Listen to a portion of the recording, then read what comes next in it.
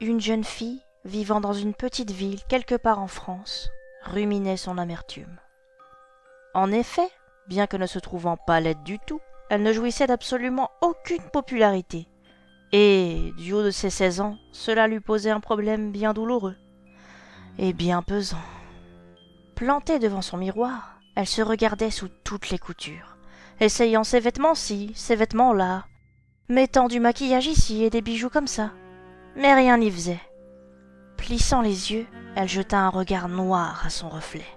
« Une princesse !» persifla-t-elle. « Petite, je rêvais d'être une princesse, et maintenant j'ai l'air de quoi ? De rien ! De rien !» Puis elle baissa d'un ton et ajouta. « J'aurais jamais d'amis avec une tronche pareille.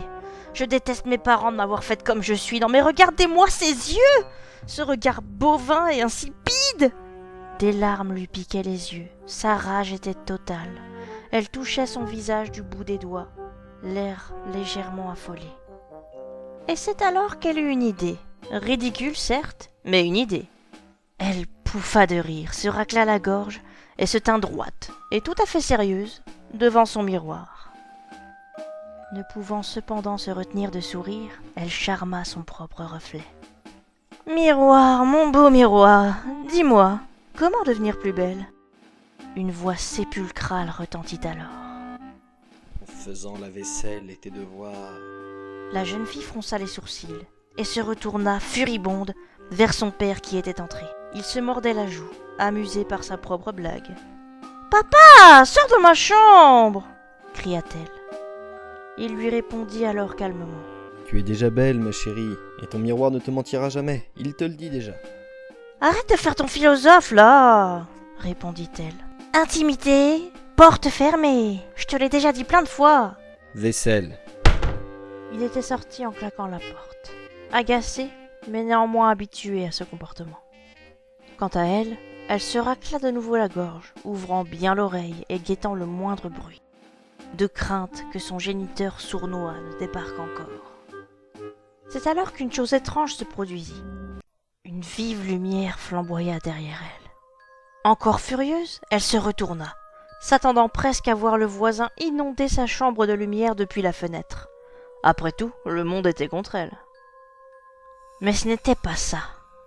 Le miroir brillait d'une lueur douce et à la fois insoutenable. Qu'est-ce que...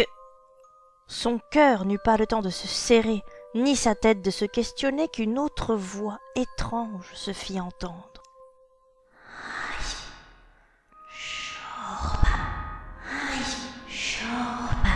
Curieuse, elle avança doucement vers la lumière.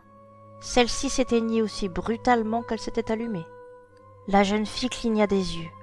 Quand elle les rouvrit, elle vit la plus merveilleuse chose qu'elle n'avait jamais vue de toute son existence. Son rêve devenu réalité.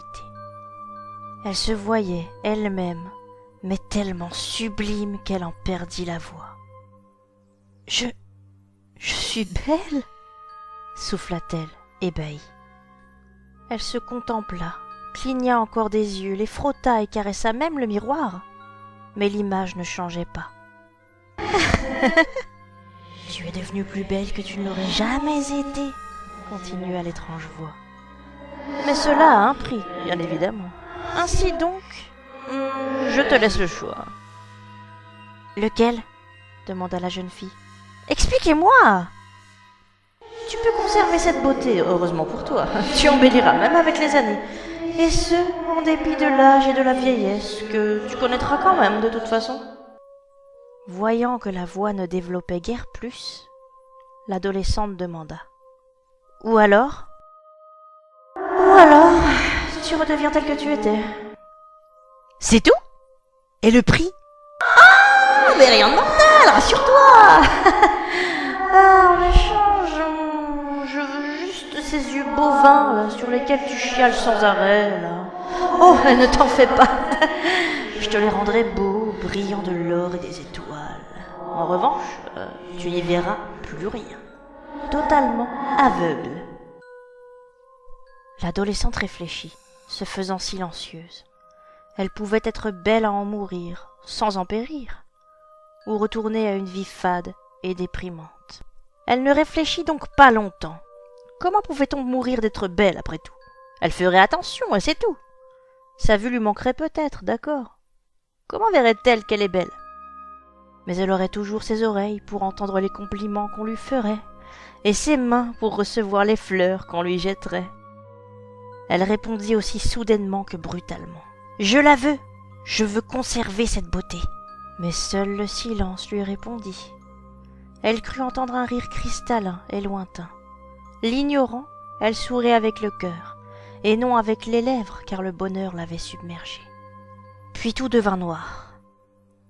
C'est alors qu'elle comprit. Sans le constater de ses yeux, elle sentit en elle le changement, et sut qu'elle n'était non pas belle, mais magnifique. Elle partit en trombe, voulant montrer sa nouvelle apparence à son père si moqueur et à sa mère, qui pleurerait sûrement de joie d'avoir une fille aussi jolie. Mais, n'étant pas habituée à tâtonner dans le noir, arrivée aux escaliers, elle chuta brutalement, trop pressée. Ainsi mourut-elle, de sa beauté n'ayant jamais profité. J'aimerais conclure cette histoire en citant Jean de La Fontaine, qui écrivit ceci. « Nous faisons cas du beau, nous méprisons l'utile, et le beau souvent nous détruit. » Dans le cas présent, c'était une jeune fille. Elle méprisait ses yeux habiles et estimait une beauté dont elle périt.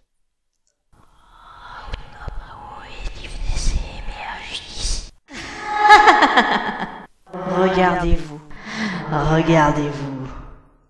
Et abonnez-vous s'il vous plaît.